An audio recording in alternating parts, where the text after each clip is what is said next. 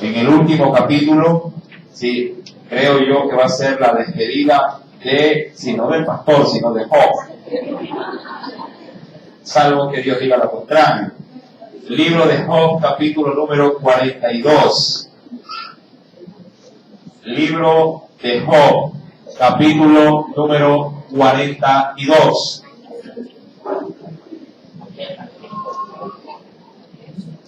Libro de Job, capítulo número 42.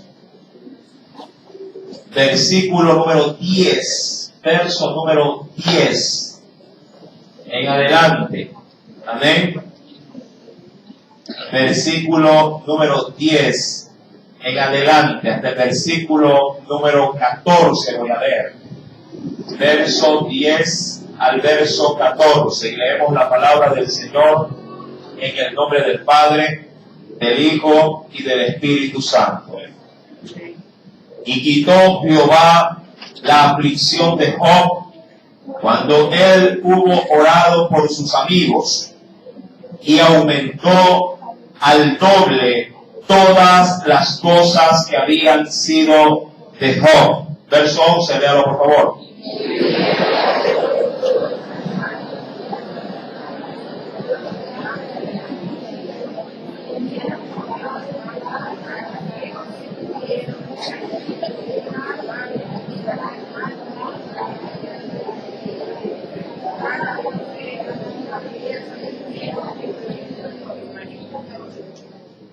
Y bendijo Jehová el postrer estado de Job más que el primero, porque tuvo 14,000 ovejas, 6,000 camellos, 1,000 yuntas de bueyes y 1,000 asnas. Verso 13.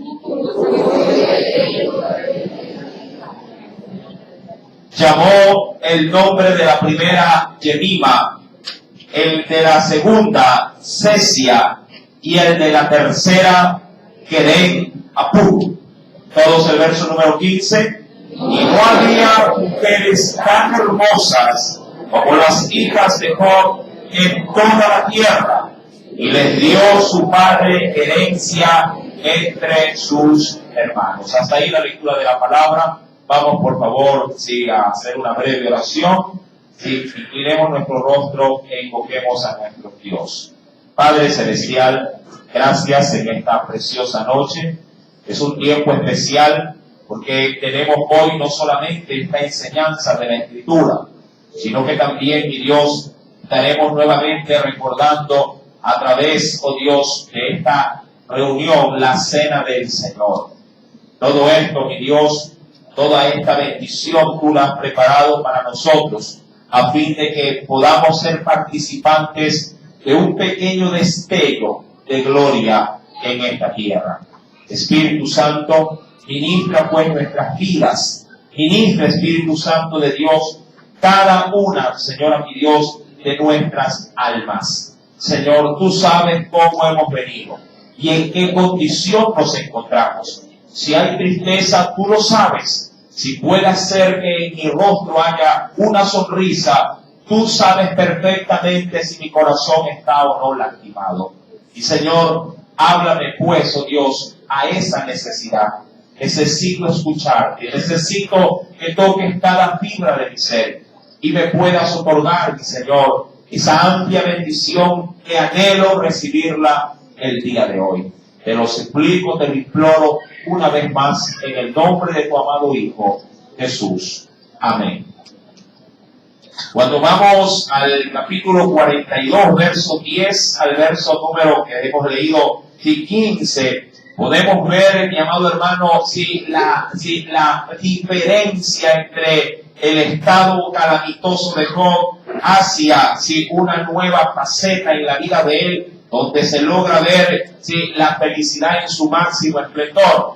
De hecho, subtitulado esta porción bíblica con un tema de pronto muy conocido: un final feliz. Un final feliz. Toda historia de Walt Disney, sobre todo fundamentada en la área de las comiquitas, por así decirlo, tiene siempre un desenlace trágico al inicio, pero tiene siempre un final feliz, y eso redundándolo, al final.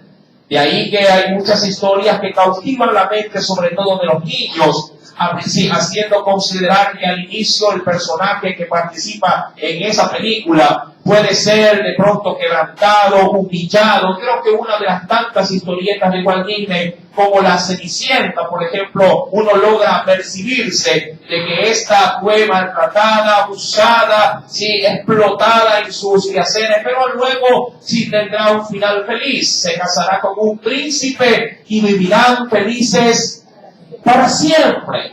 El problema de estas historias es que a veces en la vida real no son como las pintan las películas. Mas sin embargo, para quienes esperan en Dios, sí habrá un final feliz. Mi amado hermano, cuando uno va al libro de Job, allá en el versículo 10 en adelante, que es el texto que hemos en esta noche considerado en lectura, nos dice la Biblia, y quiero arrancar básicamente desde el versículo número 11, que vinieron a Job todos aquellos que en algún momento lo repudiaron cuando se enteraron de que había caído en desgracia. Acompáñenme por favor y venga al libro de Job capítulo 19, verso número 19 también.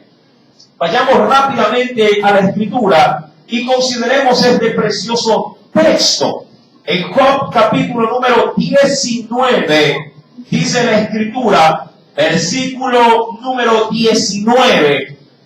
¿Lo tiene? Job 19, verso 19. Dice la escritura, todos. Y cuando Job menciona esto, lo hablaba de manera absoluta, no lo hablaba de manera relativa. Todos, dice ahí, todos mis íntimos amigos me aborrecieron, y los que yo amaba, que posiblemente a quiénes se referiría. Cuando uno dice yo amo, ¿a quién usted ama cuando habla del entorno? A la familia, a los más allegados. Dice la Biblia, y los que yo amaba se volvieron contra mí. Posiblemente el dolor de una enfermedad o de una aflicción puede golpear de manera dura el cuerpo, amado hermano, de un individuo. Pero hay algo que puede golpear más duro que un golpe. Es la traición o posiblemente el apartamiento de aquella gente o el olvido de aquella gente que un día profesó que nos amaba con todo su corazón.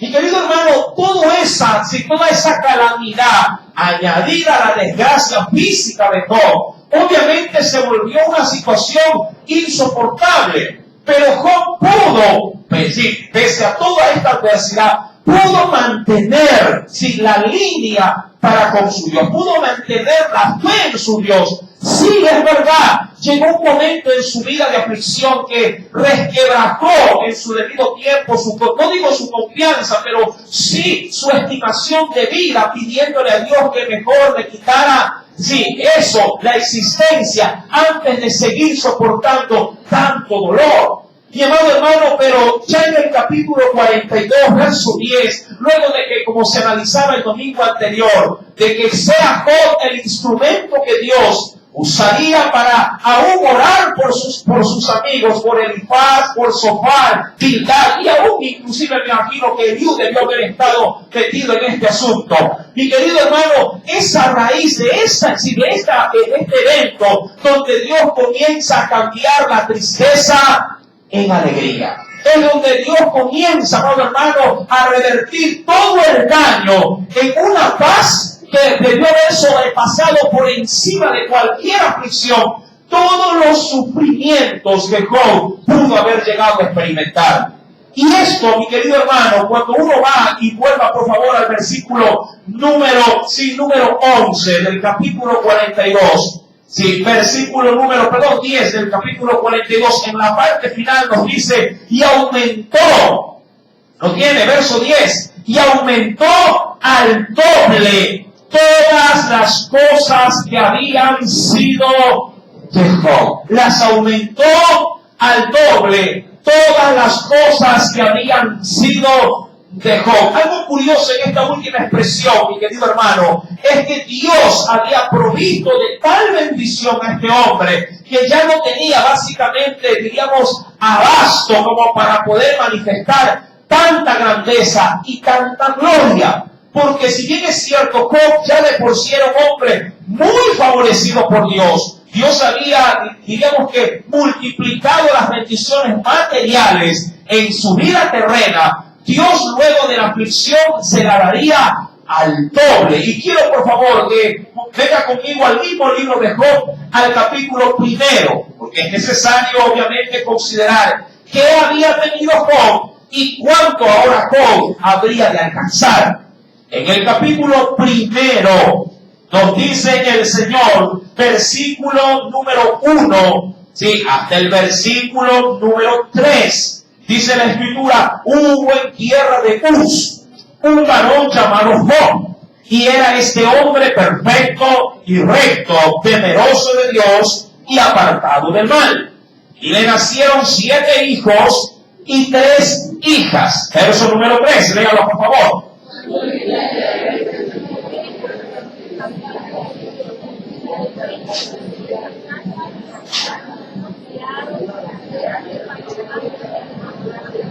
Dice en esa última parte, y era aquel varón más grande que todos los orientales. El más grande, y cuando se habla del más grande, posiblemente se habla del más respetuoso, el de mayor jerarquía, obviamente el más rico también, un hombre que le ganó mucho prestigio en medio de su nación. Ahora bien, cuando vamos al capítulo 42, Dios se encargaría de duplicar toda aquella bendición. Dice el versículo número 10, y aumentó al doble todas las cosas que habían sido de Job. Verso 11, vinieron a él justamente todos los que lo abandonaron allá, que se mencionaba en el capítulo 19. Vinieron a él, ¿quiénes? Mire, Job no era un hijo único. Job tenía familia, Job tenía parientes. Dice la Biblia, todos sus hermanos vinieron a él, todas sus hermanas y todos los que antes le habían conocido, y comieron con él pan en su casa, y se condolieron de él, y le consolaron de todo aquel mal que Jehová había traído sobre él. Y cada uno de ellos, y esto a manera de un simbolismo posiblemente, les dio una pieza de dinero y un anillo de oro. Esto, vuelvo y repito, un simbolismo tan solo diríamos, de la complacencia de ver que Dios ahora le había restaurado la salud y le había también restaurado en todos los bienes, sí que éste había adquirido por mano de ese Dios. Dice la Escritura en el verso 12, y bendijo Jehová el postrer estado, es decir, bendijo Dios su porvenir, dejó más que el primero. Y cosa curiosa, pone a manera de anticipo los bienes materiales, por así decirlo. No pone como anticipo a lo más valioso que uno puede llegar a decir que tiene en una vida terrena. Yo no creo que alguien podría decir, hermano, yo le agradezco a Dios, qué sé yo, por la casa, por el carro, por el perro, sí, y mis hijos también. Creo que el orden sería más bien invertido, ¿verdad que sí? Sería primero por mi esposa, por mis hijos, y de ahí va comenzando a hacer la lista posiblemente de aquello material. Pero Dios, ¿qué es lo que quiere resaltar en todo esto? Obviamente que la bendición de Dios estaba sobre Job a su máximo esplendor. Y dice la Biblia en el verso 12, bendijo Jehová el postrer estado de Job más que el primero. Tuvo 14,000 ovejas, tuvo 6,000, dice aquí, camellos, 1,000 yuntas de bueyes o pares de bueyes y 1,000 asnas. Y quiere dejar la parte, diríamos, más esencial, o cualquiera diría el plato fuerte, al final, diciendo la Escritura lo siguiente, y tuvo 7 hijos, y de esos 7, y adicionalmente llegó a tener también 3 hijas. Pero la Biblia se concentrará en estas 3. Si bien es cierto, digo yo a mi manera de ver, los futuros hijos de Job deberían de haber alcanzado mucha más excelencia de servicio a Dios y de temor a Dios que los primeros. Usted debe de recordar que los primeros, si 7 hijos dejó, varones, cada uno hacía qué cosa en su casa o en su viña. Hacían fiesta. Y luego esto traería un cierto temor a Job, sabiendo de que una fiesta conllevaba también de pronto algún exceso de licor, y luego de las banquetes, hablando de Job, se dedicaba a ofrecer sacrificio pensando si acaso habrían ofendido al Señor. Pero en este caso la Biblia se concentra en ellas, en las últimas 3 hijas, dice la Biblia, versículo número 13, y tuvo 7 hijos y 3 hijas. Llamó el nombre de la primera, ¿cómo? Jemima. El de la segunda llamó Sesia, y el de la tercera llamó Queren Apú. Apunte, los significados son bastante curiosos. Sí, el primero de ellos, hablando obviamente de Jemima, la primera hija, me imagino, dice la Escritura que significa, o el significado bíblico del nombre, paloma que trae luz al mundo. Eso significa el término o el nombre de Jemima. Paloma que trae luz al mundo.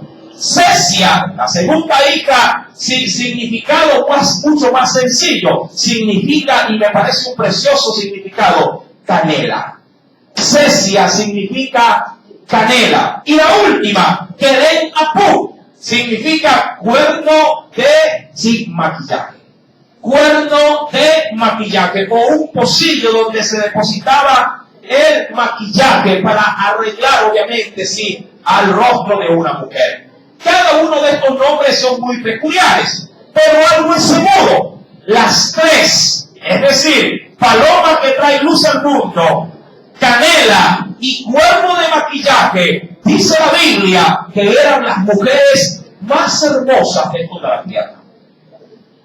Si participaban en un concurso de belleza, había triple empate.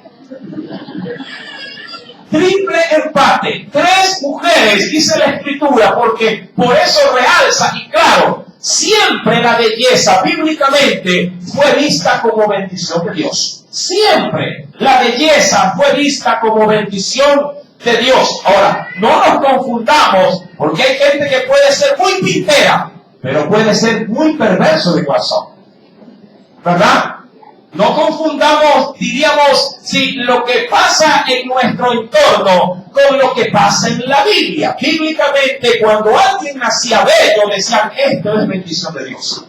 Llamado, y yo tengo de hecho los 2 casos referenciales. El hijo de David, llamado como Absalón, era hermoso. La Biblia dice que era un hombre, hermoso de apariencia. No había nada en él imperfecto. Desde la coronilla hasta la uña que le salía del pie, todo él era codiciable. Era un hombre sumamente hermoso, pero de corazón un hombre muy feo. Un hombre terrible. Un hombre que no estuvo acorde a su apariencia física.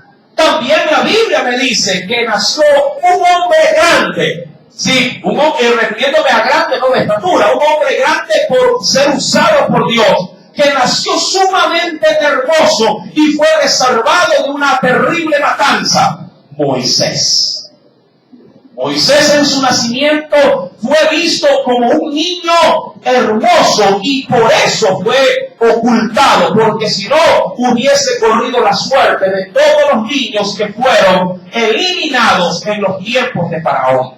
Mi querido hermano, retomando pues este precioso pasaje bíblico, no habían, dice la Escritura, versículo 15, y no había mujeres tan hermosas como las hijas de Job en toda la tierra.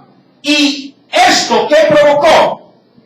Les dio su padre herencia entre sus hermanos. Ahora bien, esta situación, hablando de dar herencia a una mujer, no era, la verdad, un hábito en el medio oriental. Pero tanto, amado hermano, si Dios había bendecido a este hombre, que las hizo ser participantes de la herencia, como que si fuesen también uno de sus hijos varones. Esto, mi querido hermano, fue un precedente, obviamente, para el entorno de aquella época.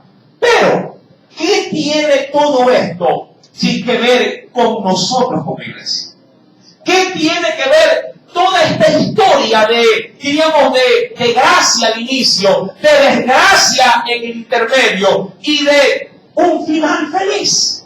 ¿Qué tiene que ver todo esto con la vida de la iglesia? Amado hermano, cuando nosotros llegamos a este mundo, somos muchas veces motivo de alegría. Somos motivo, diríamos, de regocijo, somos motivo de risa, somos motivos de bendición. Pero también es bien cierto que en el proceso del crecimiento también podemos ser motivo de escarnio. E inclusive podremos ser hasta a veces nosotros mismos los causantes de una terrible desgracia. Y todo esto, amado hermano, visto bajo un marco, hablando de un contexto de vida, en el cual obviamente en esta tierra, dice el Señor, no vamos a encontrar paz. En el mundo, ha dicho el Señor, tendréis aflicciones. Pero la iglesia tendrá como Job un final feliz. Un hijo o una hija de Dios podría tener un final tan grande como lo que experimentó este precioso siervo. Vayamos por favor a la Escritura, porque es necesario considerar las palabras primeramente de Jesús. Cuando uno va al Evangelio de Juan, allá en el capítulo 16, mira con detenimiento, por favor, lo que te dice el Señor allá en el verso 22. Evangelio de Juan, capítulo 16, verso 22, nos dice nuestro Salvador. También, dice ahí, también vosotros ahora tenéis tristeza. ¿Cuántos no se han sentido? Bueno, yo sé que hay expresiones que dicen, hermano, estoy pasando las de Job. Claro, no le podría decir que su vida es similar a la de Job, porque Job sí que fue un hombre sumamente sufrido. Pero solo como para asociarnos con él o identificarnos con él, cuando por ahí medio nos va mal, como escuché el otro día que una hermana, estoy pasando cosas terribles, sé que una hermanita ha perdido a sus mascotas, le ha venido una situación difícil, y ella podría decir, hermano, estoy identificado con Job. Pero no solo para ella, sino para todos nosotros, porque de alguna manera todos estamos viviendo a veces momentos difíciles en nuestras vidas. Y es ahí donde Jesús nos dice, y quiero que tomes el texto y lo hagas tuyo. Dice la Biblia, también vosotros ahora tenéis tristeza. No me dice qué causó la tristeza, pero sí me dice lo que siento. Me siento triste. ¿Sí me está entendiendo? Me siento, o hay algo que ha traído a mi espíritu congoja, hay algo que pudo haber traído a mi alma, de pronto esa turbulencia, ha traído de pronto esa desgracia, esa enfermedad, o esa crisis que yo no me lo esperaba. Pero dice la Biblia que pese a que Él sabe que tienes tristeza, pero os volveré, dice ahí la Biblia, os volveré a ver y se os hará vuestro corazón, y nadie os quitará también, ¿qué cosa? Nadie te podrá quitar el gozo. Sí, es difícil pasar por momentos duros. Sí, es verdad, qué duro que es tener aflicciones. Pero, amado hermano, hay promesa, como a Job, hay promesa de Dios para su iglesia, de que Dios convertirá nuestro lamento en baile, de que el Señor enjugará toda lágrima. Amado hermano, tu mal no va a durar por la eternidad. Cristo será el final feliz de la iglesia de hoy. Cristo será, amado hermano, quien traiga paz a tu sufrido corazón. Puede ser que te haya tocado un mal hombre como esposo, o que te haya tocado una mujer insensata como esposa, pero a la larga tú lo dijiste. Tú le diste el sí, ¿verdad? ¿O me equivoco? Tú le abriste tu corazón y no te supo valorar. Y a veces cargas con esa cruz durante toda una vida. Mi amado hermano, pero tranquilo, si has depositado dentro de esa situación, a Dios de por medio, aferrándote a Él como se aferra, amado hermano, si un niño a su madre, Él traerá en su debido tiempo la paz, la alegría y todo el gozo que ese hombre no te pudo dar. Él llenará todo lo vacío en tu corazón. Dice la Biblia, mi querido hermano, y quisiera que me acompañes a un texto preciosísimo. Ven conmigo al libro de Isaías, esta porción bíblica de Isaías 35, desde el verso 3 al 10, trae una satisfacción que no tiene límites para todos los que esperan, sí, ese final feliz en su vida. Libro de Isaías, acompáñame a ese precioso profeta. En el capítulo número 35. ¿Lo tienen? Y de hecho ya el prefacio o el título te puede llenar toda expectativa. Dice el verso número 3, y eso es lo que debes de hacer. Porque usted me puede decir, hermano, pero estoy sufriendo demasiado y no sé qué hacer mientras llega mi final feliz. ¿Cuántos a veces tiran la toalla y no esperan al final feliz? ¿Cuántos pueden decir de alguna forma, hermano, yo ya no voy? Prefiero que el Señor me quite la vida, que ya me lleve. Hay quienes quieren salir corriendo de casa, porque ya la situación se ha hecho insostenible. Mi amado, eso es de cobardes. Eso no es de valientes. Y si algo el Señor a mí me ha dicho en su palabra, es que debo de esforzarme y de ser valiente. Toma aliento, amado hermano, en medio de tu crisis y di, sí puedo en Jesús. Todo lo puedo en Cristo que me fortalece. ¿Sí me está entendiendo? Todos me pueden dar una gran fuerza, pero fuerte.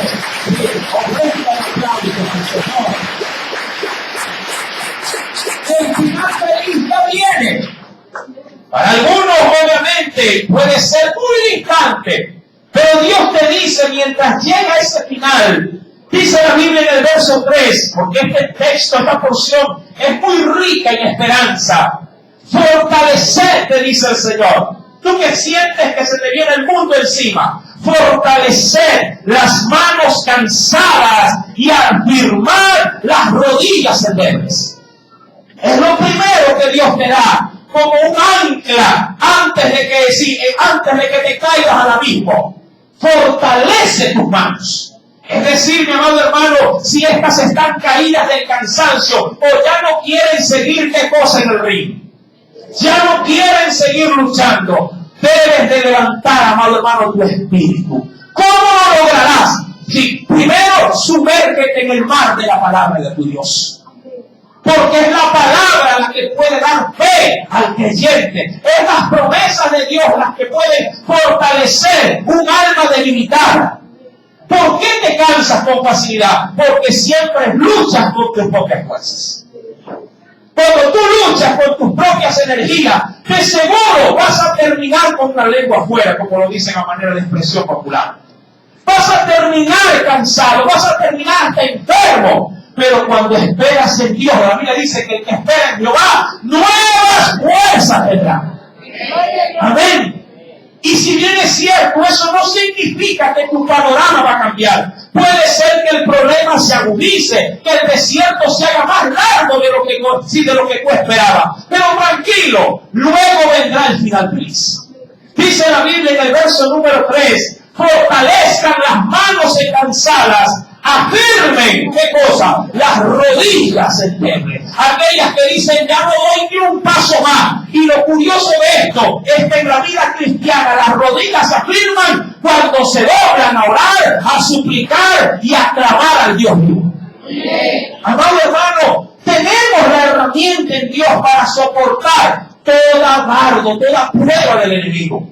Pero no podemos caminar por la vida quebrantados, llorando de poste en poste o proclamando mi desgracia a toda alma que conozco. Ellos no te van a ayudar. El Señor sí te puede ayudar. A Él acude el creyente. No marca el 911 para que le vengan a auxiliar. llamará con línea directa al trono de la gracia a través de Cristo Jesús, su Señor y Salvador. Él sí puede mantenerte en medio de la turbación. Y dice, justamente luego de estas y de esta postura, de esta actitud idónea frente a la prueba, decir a los de corazón opacado. Y eso es importante porque el Señor nos manda en este momento ¿a qué? A poder, sí, entre hermanos, tener ese aliento de esperanza. Puede ser, y es verdad, que cuando la situación se sale muchas veces de proporción, uno pueda llegar a decir, hermano, yo ya no doy. Pero está ahí el hermano en la fe que te dice, tranquilo, tienes mi hombro para poder animarte. Tienes las manos como la tuvo Moisés en la batalla, que fue necesario que dos vinieran de en medio del pueblo y se las logren, ¿qué cosa? Alzar. Busca gente de Dios que te ayude a alzar tus manos. Busca en medio de la congregación gente de Dios, ojo, gente de Dios, no cualquier persona. Gente que realmente tenga un testimonio honorable. Gente que tú sepas que sea de oración, que sea de la Biblia, para que por medio de ellos puedas apoyarte y juntos como hermanos invocar a aquel que puede dar la respuesta. Mi querido hermano, la Biblia es clara. Decid a los de corazones apocados, esforzaos, no temáis. He aquí vuestro Dios viene. ¿Y cómo viene? Con las manos vacías. Diga cualquier hermano, tanto que he luchado, llegué y nada me esperó. La playa está vacía, no hay palmeras. Dice la Biblia, verso número 4. Dios viene con retribución, con pago. Dios mismo vendrá. ¿Y qué dice? Cogerá el sapo, lo obedecerá y será un príncipe. Cosa curiosa.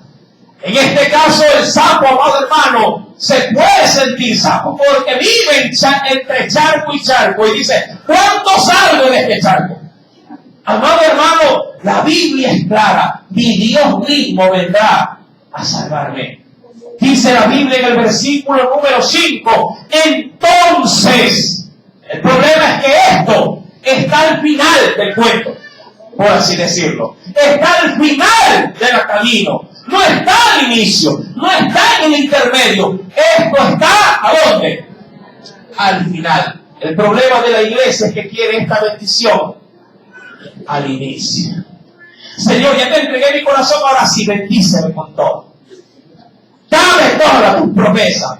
Dame salud, dame esperanza, dame lavadora, dame carro, dame marido nuevo. Todo lo quiero ahorita. Y Dios ha dicho, Él lo hará, pero al final. Al final, amado hermano, Dios sabe por qué ha dejado lo mejor, que es como Jesús en las bodas de Canaán. Dio el mejor vino, no de entrada, sino de salida. Se asombró el maestresala. ¿Cómo es posible, le fue a decir al novio, a reclamarle, que hayas guardado el mejor vino al final? Al final la gente ya no lo va a apreciar, es lo que le quiero decir. Porque ya una vez embriagada, perderá la sensibilidad. Pero Dios sabe cómo hace las cosas. Dios vendrá, amado hermano, en rescate de su pueblo. Cuando Él sepa que su pueblo ya está casi que al borde del colapso. Es que de esa manera se aprecia mejor el vaso de agua fresca, ¿verdad que es así? Dice la Biblia en el versículo número 5, entonces los ojos de los ciegos serán abiertos, los oídos de los sordos se abrirán, el cojo saltará como un ciervo y cantará la lengua del mudo, porque aguas serán cavadas en el desierto, ¿y qué saldrá de ella? Torrentes en la soledad. Verso 7, ¿puedes leerlo?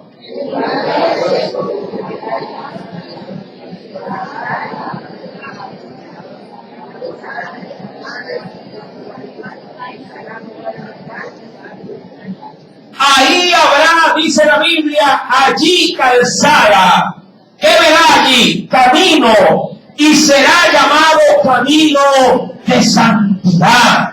No pasará inmundo por él, sino que él mismo estará con ellos. El que anduviese en este camino, por torpe que sea, no se extraviará. No habrá allí león, ni fiera subirá por él, ni allí se hallará para que caminen, dice aquí, los redimidos. Y los redimidos de Jehová volverán y vendrán a Sión con alegría y gozo. Perpetuo será sobre sus cabezas, y tendrán gozo y alegría, y huirán la tristeza y el gemido. Pero ¿cuándo? Al final. Amado hermano, retomando el libro de Job, dice la Biblia en el versículo número 15, y no habían mujeres tan hermosas como las hijas de Job en toda la tierra, y les dio su padre en herencia entre sus hermanos. Pero la bendición de Job no solamente se limitó a ser un hombre próspero al duplicar todos sus bienes o al tener, diríamos, grandes hijos en medio de la nación. La Biblia dice en el verso 16, después de esto, ojo, después de esto. Ahora, la Biblia se reserva, eso sí, ¿cuántos años tenía Job cuando le vino la desgracia? Pero yo considero que Job, y de hecho por el estudio que hemos tenido, Job debió haber sido un hombre anciano cuando le sobrevino el mal. Porque de lo contrario, no hubiese estado él sentado entre los ancianos de su pueblo y venerado como tal, hasta el punto que hasta los más jóvenes hacían reverencia cuando él llegaba. Yo supongo que Job debió haber tenido, para mí, eso es una apreciación personal, cerca de 80 años de edad. Posiblemente, al tener ya hijos grandes y haber prosperado tanto y ser tan venerado en medio de la sociedad oriental. Pero dice la Biblia, versículo número 16, después de esto vivió Job 140 años. No dice que vivió 140 años, que después de esto vivió 140 años. ¿Qué cosa?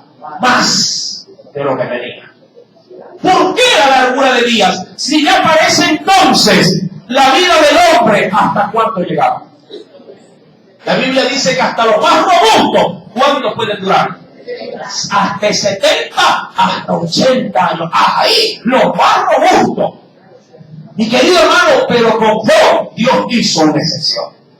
Y la hará, no solamente con Job, la hará con su iglesia. Su iglesia no vivirá 80 o más 140, sí, 220 años. La Biblia dice que su pueblo vivirá perpetuamente. Tendremos vida y vida eterna junto a Cristo Jesús. ¿Cuántos quieren esa bendición?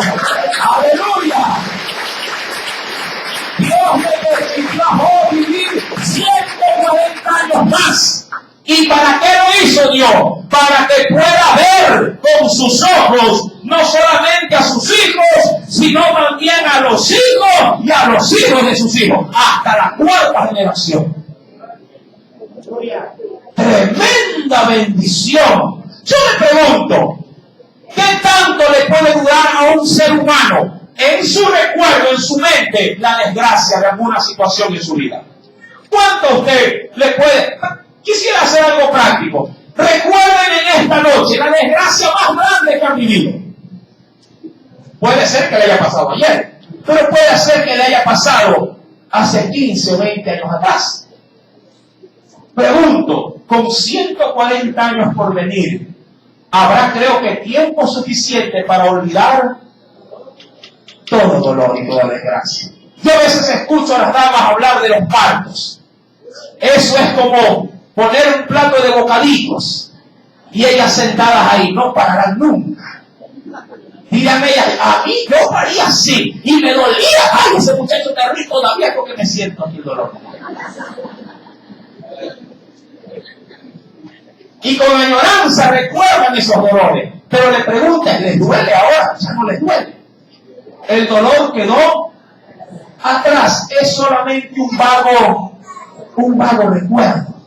Amado, la aflicción que tengamos hoy, dice la Biblia que las aflicciones del presente no son nada, pero nada comparable con la gloria que tendremos en Cristo Jesús. ¿Sabes por qué? Porque Dios ha dejado lo mejor para el final, y la iglesia tendrá un final feliz junto al Cordero por toda la eternidad.